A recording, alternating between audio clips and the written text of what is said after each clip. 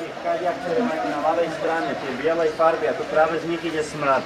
Tam sa to konzervuje nejakou sadrou, potom vtáčím trusom a z vtáčieho trusu ide ten smrad, potom olej na to, aby tá koža nejaká mala nejakú, aby nebola nejaká suchá, a soľ.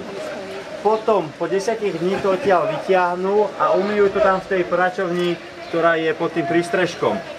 Potom ako to umýjú, tak ešte na to, aby sa tá vôňa, ten smrad dostal von z tej kože, tak sa to namočí na pár dní do vody s drevenými pilinami, ktoré tú vôňu z toho vyťahnú. No ako posledný krok je nafarbenie. Farbí sa to všetko prírodnými farbami, napríklad modré sa farbí, namočí sa to farby indigom, hniedá sa farby hrenou, žltá sa farby šafránom, to je napravo, to je je taký zažltnutý. Hej, indigo.